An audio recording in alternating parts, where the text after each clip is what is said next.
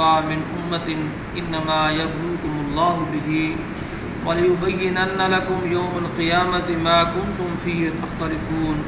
صدق الله العلي العظيم وبلغنا رسوله النبي الكريم الأمين ونحن على ذلك لمن الشاهدين والشاكرين والحمد لله رب العالمين. اور اللہ کا عہد پورا کرو، جب قول باندھو اور قسمیں مضبوط کر کے نہ توڑو، اور تم اللہ کو اپنے اوپر ضامن کر چکے ہو، بے شک تمہارے کام جانتا ہے. اور اس عورت کی طرح نہ ہو جس نے اپنا سوت مضبوطی کے بعد ریزہ ریزہ کر کے توڑ دیا. اپنی قسمیں آپس میں ایک بے اصل بہانہ بناتے ہو کہ کہیں ایک گروہ دوسرے گروہ سے زیادہ نہ ہو. اللہ تو اس سے تمہیں آزماتا ہے اور ضرور تم پر صاف ظاہر کر دے گا قیامت کے دن جس بات میں جھگڑتے تھے. آج کی آیت طیبہ میں ارشاد یہ ہے کہ عہد جو اللہ سے تم نے کیا ہے اس کو پورا کرو.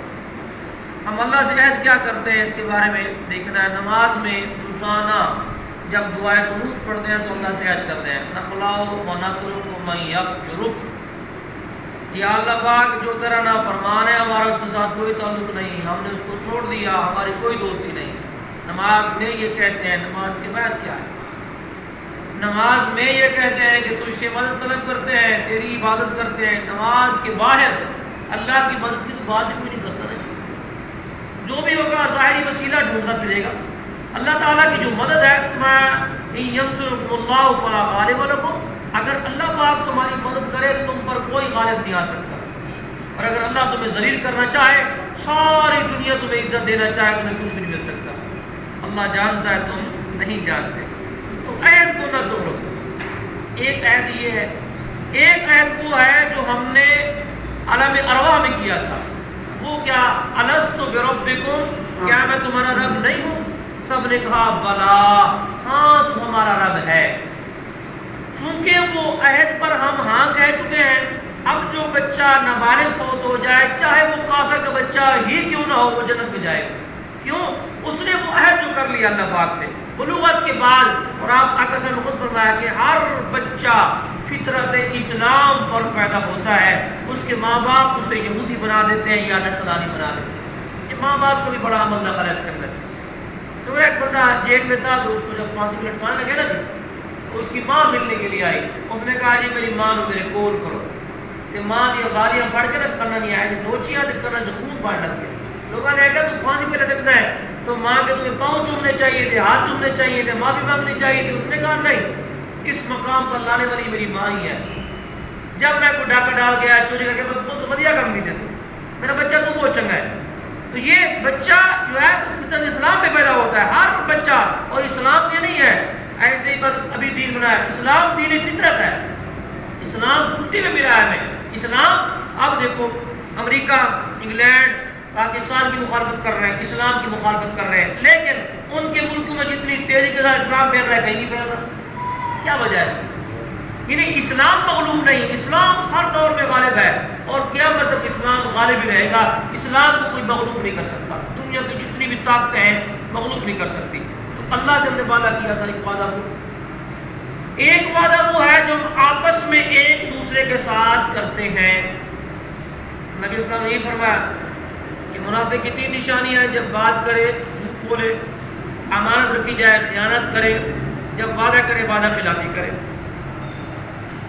نماز کے بارے میں جو آیت لکھی ہوئی ہے ان الصلاۃ تنہی عن الفحشاء والمنکر، یہ تو قرآن پاک کے سامنے آیت لکھی ہوئی ہے کہ نماز بے حیائی اور برائی کاموں سے روکتی ہے. لیکن اتنا عرصہ نماز پڑھنے کے باوجود بھی اسی بے حیائی کو باز نہ ہے، کی مطلب ہے؟ ایسا نماز نہیں پڑھے. جو نماز کے حقوق صحیح طریقے اس کو ادا کرنے والا مسئلہ ہے وہ ہم سے بھول ہو رہی ہے. ورنہ میری رات کی دعائیں جو نہیں قبول ہوتی، میں سمجھ گیا یقیناً ابھی مجھ میں کچھ کمی ہے. تو وعدہ خلافی، وعدہ کرے تو وعدہ خلافی کرے وہ بھی سخت گناہگار ہے. منافق کی نشانی فرمائی، بات کرے جھوٹ بولے، امانت میں خیانت کرے. اب یہ تینوں چیزیں دیکھ رہے مسلمانوں میں نہیں ہے، بلکہ بخاری کی ایک اور روایت کے اندر ہے. چوتھی بات بھی ہے، فرمایا جب آپس میں جھگڑا کرے تو گالم گلوچ کرے. یہ گالی گلوچ کرنا یہ بھی منافق کا طریقہ ہے. سچ بولنے والی بات کہاں رہ گئی؟ کوئی بندہ سچ کرتا ہے تو پاگل ہو گیا. ایک حج کرا دے انشاءاللہ سچ نہیں بولے گا میں حج کرا ہے نا دس میں کہ سچ بولے کو نہیں دے ایک حج پتر کرا دے بیٹا تو بھی حج کر لے کیا ہے سچ نہیں بولنا سچ والی سچ کی ماں ہی مر گئی ہے جہاں سچ نہیں حضور آج جھوٹ کے بغیر گزارے کوئی نہیں ہے جھوٹ کے بغیر کاروبار ہی نہیں ہے کون کہتا ہے بکواس کرتا ہے جو کہتا ہے جھوٹ کے بغیر کاروبار نہیں ہے سارے نبیوں نے تجارت نہیں کی صدیق اکبر خود تجارت نہیں کرتے تھے امام الانبیاء سارے نبیوں کے سردار تاجر نہیں تھے انہوں نے جھوٹ بولا تھا اور نبی صلی اللہ علیہ وسلم نے فرمایا جھوٹ بولنے سے مال بک جاتا ہے برکت ختم ہو جاتی ہے آج دیکھ لو وہی مال بک رہا ہے آپ بازار میں جا کر ایک نمبر چیز لا دیں مشکل ہے بہت ہی مشکل ہے آپ کہنے یہ اللہ جی نا اور وہ ہجرت کا نازک موقع کہ نبی کریم صلی اللہ علیہ وسلم ناقہ پاک پہ سوار ہیں اور حضرت سیدنا صدیق اس پر آگے جا رہے ہیں کافروں نے پوچھا یہ کون شخص ہے کتنا نازک موقع ہے فرمایا اگر میں کہتا ہوں یہ وہ شخص نہیں ہے اس کے بارے میں بات یہ وہ شخص نہیں ہے تو پھر جھوٹ ہوتا ہے اور اگر میں یہ کہتا ہوں یہ وہی شخص ہے تو پھر معاملہ گڑبڑ ہوتا ہے اب کیا کیا جائے آپ نے فرمایا رجل یہدینی الی صراط مستقیم یہ بندہ مجھے سیدھا راستہ دکھاتا ہے یہ کون ہے مجھے سیدھا راستہ دکھاتا ہے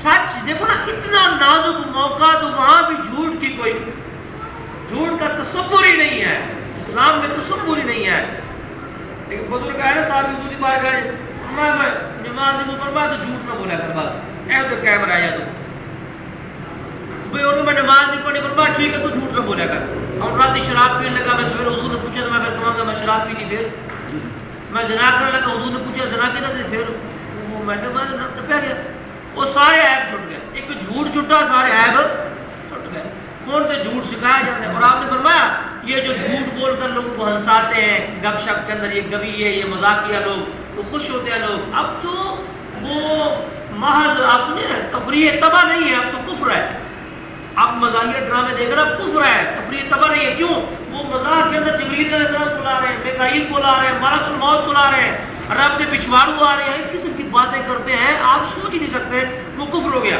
گانا پہلے زمانے میں صرف یہ تھا گناہ تھا اب جو نئے گانے چل رہے ہیں یہ سب کفر ہے میں شادی پہ گیا تو وہاں پر میں کوئی گانا چلا تو نقل کفر کفر نہ باشد بھائی اس کا مفہوم یہ تھا کہ اس دلہن کو اتنا سجایا گیا ہے بنایا گیا ہے اگلا اس کا مجھے شعر یاد ہے اللہ بھی رب بھی دیوانہ لگے رہے خدا بھی دیوانہ لگے رہے خدا بھی دیوانہ لگے رہے یعنی ساری کڑی اڈی سونی بڑی بڑی ہے کہ خود رب بھی دیوانہ ہو گیا استغفر اللہ یہ بتاؤ کفر ہے کہ نہیں ہے میں وہاں پہ کھڑا ہو گیا میں بھائی اینو بند کرو تھی کتوں آئے ہو میں کہ میں شام نگر آیا جاؤ تھی اپنے گھر آ کے تھی بڑے دیندار ہو بڑی گلا کرتے ہو میں اس جناب پیدل آیا کوئی شہر نہیں تو لائے گڈی لے گئے نکال کو نہیں پڑا میں کہ اپنے کوٹوں کو نہیں پڑھا بڑے بے غیرت تھی ہو میں کہ میں نہیں پتا ہے کی پہ کہنا مسلمان ہو کر اس کو سمجھایا جائے تو سمجھتے نہیں ہیں کس طرح نکل گئے ہیں تو جھوٹ نہیں دوسری بات نبی اسلام جب جا رہے تھے کس موقع پر بھلا آقا السلام وہ پہلا غزوہ تھا بدر جس میں تشریف لے کے جا رہے تھے 2 صحابی مکہ پاک سے آئے کافروں نے پکڑ لیا تم وہیں پہ جنگ میں شریک نہیں ہوں گے نہیں ہوں گے آپ یہاں پہ آئے تو پھر سرکار نے فرمایا وہاں کی وعدہ کر کے آئے جی انہیں کہ جی مسجد میں کہہ کے آئے جی فرمایا نہیں ہم اپنا عہد نہیں توڑتے ہماری جو فتح کا دار و مدار ہے وہ انسان اور افراد پہ نہیں ہے وہ اللہ تعالیٰ کی ذات پر ہے اللہ نے چاہا تو پتہ ہو جائے گی اللہ نے چاہا تو پتہ نہیں ہوگی ہم یہ نہیں کرتے وعدہ خلافی نہیں کرتے کافر سے وعدہ خلافی بھی نہیں کی کافر سے بھی عہد ہاں حضرت امیر معاویہ رضی اللہ عنہ آپ نے عہد کیا تھا کہ ہم جنگ نہیں کریں گے ابھی اس عہد ختم ہونے میں ایک رات رہتی تھی رات کو مسلمان لشکر لے کے چلے گئے پیچھے بڑا علاقہ فتح کر لیا پیچھے صحابی نے آواز انہوں نے کہا سنو وعدہ خلافی نہیں ہوتی عہد توڑنا نہیں ہوتا تم کیسے بندے ہو وہ مفتوحہ علاقہ سارا انہیں دے دیا انہوں نے کہا ہم ایسا نہیں کریں واپس آ گئے یعنی علاقہ فتح کر چکے ہیں پھر بھی پیچھے آ گئے کہ ہم نے وعدہ خلاف ہی نہیں کرنا وعدہ خلاف ہاں جانے دو صحابی ہے بازار میں دیکھو جناب وہ گھوڑا بیچن واسطے انہوں نے کہا کنے لا کے 200 روپے جانا کہ 300 لے لے گا 3 دے دو انہوں نے کہا 4 لے لے گا 4 دے دو انہوں نے کہا 5 لے لے گا 800 درہم کا انہوں نے بیچا انہوں نے کہا میں جب 200 میں بیچ رہا تھا تو آپ 200 میں لے لیتے، یہ آپ نے کیوں کیا؟ فرمایا نبی صلی اللہ علیہ وسلم نے مجھ سے وعدہ لیا تھا کسی مسلمان کے ساتھ بھی دھوکہ نہیں کرنا، ہر مسلمان کے ساتھ خیر خائی کرنی ہے، وہ اس وعدے پہ آج بھی قائم ہے۔ یہ ہے وعدہ، اس کو وعدہ کہتے ہیں۔ امانت رکھ دو کسی کے پاس، خیانت والی تو بات ہی سوچ لینا، کسی کے پاس امانت رکھ کے آپ بھول جائیں کہ واپس کرے گا یہ پیسے، توبہ کرو، وہ میں تو بھوکا ہوں مجھے تو میرا کھانا نہیں۔ امانت جب رکھی تو پھر وہ پکی ہے۔ نبی السلام کے ذات کے دشمن ہو گئے سارے کافر جب ہجرت کی بات آئی، لیکن اس کے باوجود آپ کو امانت دار سمجھتے تھے، امانت حضور کے پاس تھی۔ آقا علیہ السلام جب جانے لگے تو فرمایا علی کو تم بستر پہ لیٹ جاؤ اور یہ صبح ان کی امانتیں واپس کر دینا، اگرچہ میری جان کے دشمن ہے لیکن امانت میں خیانت نہیں کرتا، کیونکہ خائن منافق کا کام ہے، خیانت کرنے والا منافق ہوتا، مومن نہیں ہوتا۔ تو اللہ فرمایا لا تنقضوا الایمان بعد توکیدھا، وہ اپنی قسموں کو پکا کرنے کے بعد، عہد کرنے کے بعد اس کو پھر نہ توڑو۔ پھر آگے مثال یہ دے دی ہے، مکہ پاک کے اندر ایک عورت تھی، وہ سود کاٹتی تھی، سود صبح سے شام تک اس کی اٹیاں بناتی۔ اب یہ سود کاٹنے کے بعد اس سے کوئی شاید چادر بنائے، شال بنائے، یا جو کچھ بھی اس سے بنتا ہے وہ کپڑا بن سکتا ہے، بنے جو کچھ وہ بنا سکتے ہیں۔ جب شام ہوتی وہ اپنی سود کی ہڈی کو توڑ کے پہلے پھینک دیتی، صبح پھر وہی سود کاٹتی تھی۔ یہ نہیں ہوتا، دماغ خراب تھی۔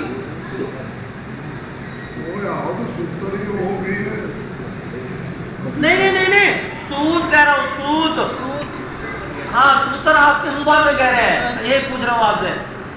نہیں اردو زبان کی بات کر رہا ہوں، اردو زبان، اردو میں سود کہتے ہیں، سوتر نہیں کہتے، سود کا دھاگا، ہاں لاؤ۔ نہیں یار پنجابی کا نہیں کرتے، اردو کی بات کر رہے ہیں۔ اردو میں سود کہتے ہیں، سود۔ وہ ایک بندہ تھی نا سوتا، مولوی صاحب میں بولے جا مولوی صاحب نے کہا بھائی سود حرام ہے، اس جاب کو انہوں نے کہا سود حرام ہے، گھر جا کے سارا کو الٹا دیتا۔ جب واپسی آیا انہوں نے کہا انہیں بیوی بچے آپ کی ہوا گیا، انہوں نے کہا سوتیاں سنیا جناب نے۔ تو سود جو ہے نا، سود اردو زبان میں اس کو سود کا دھاگا استعمال کرتے ہیں، سوتر نہیں۔ سوتر جو ہے، سوتر بوتر، یہ پنجابی کا لفظ ہے، اردو کا لفظ نہیں ہے۔ اور اس جو میں نے اپنے پاس تفسیر رکھی ہوئی ہے، اس کے اندر انہوں نے یہی لکھا کہ وہ سود کاٹتی تھی تو وہ اس کو توڑ دیتی۔